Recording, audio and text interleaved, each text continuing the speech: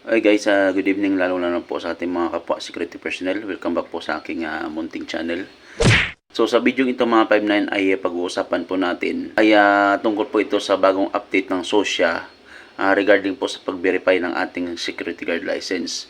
So marami po kasi nag-comment mga 59 sa aking mga previous video kung paano malaman kung legit or fake ang inyong mga license. So marami pong nag-comment dahil nga hindi na daw po nila ma-scan or na-scan naman nila. So ang lumalabas po is not found or error ang lumalabas, puro error. So ganun po ang lumalabas, no?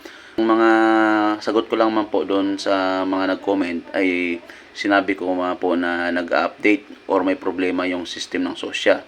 So dahil nga po nag-update yung SOSYA, so meron po silang bagong link na kung saan ay pwede nating ma-verify ng tama kung legit or fake ang inyong license. Okay?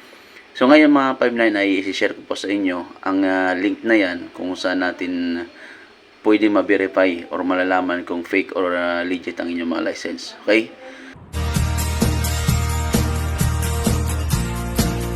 So yun mga 59, siyempre kung bagong ka lamang po sa aking munting channel, ito nga pala si Robert Chidi Vlogs. Nag-upload po tayo ng mga tutorial kung paano gumawa ng report at of course regarding po sa mga usapin patungkol po sa ating trabaho bilang isang security personnel.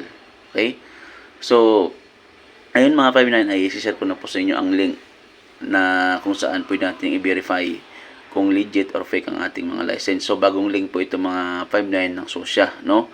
So, dito na kayo pwede mag-verify. So, iyan po ang link mga idol. Yan. Okay? Ang gagawin nyo mga 59 para ma-verify ninyo kung legit or fake ang inyong license. So, pwede nyo po yan hingiin sa tao na kausap ninyo or naglakad ng inyong license. So halimbawa mga idol ay bago lamang po ang inyong license tapos gusto niyo ma-verify. So pwede niyo hingiin niya sa tao na kausap ninyo or sa training center na pinaglakaran ng license ninyo. So kung medyo matagal naman po ang inyong license, so pwede niyo pong i-search lamang yan sa Google, no? So pag search niyo yan mga 59 sa Google, ito po yung lalabas. Yan. Yan. So yan po ang lalabas, i-verify. Okay? So, nakalagay po dyan mga 59 sa e-verify is yung inyong license number. So, i-input nyo lang po dyan ang inyong license number. So, saan po ba makikita mga 59 ang ating license number? Okay? So, makikita mga 59 no, ang license number natin dito. So, nakalagay naman dito na kulay pula. Yan o. License number. Yan. Nakalagay naman dito yan. Kulay pula mga 59 dito. So, ito yung license number natin. Okay? Yan. So, kung anong pagkasulat yan, mga 59 ang license number natin. So, pag input nyo dyan or paglagay nyo dyan, pag type nyo, dapat ganun din po ang nakasulat. Okay? Then, sa baba is yung birth date natin or birthday natin. So, take note mga 59 dyan sa birthday natin. So, kung ano pong nakalagay na birthday ninyo dito sa likod ng inyong license. So, yan po dapat ang inyong ilagay.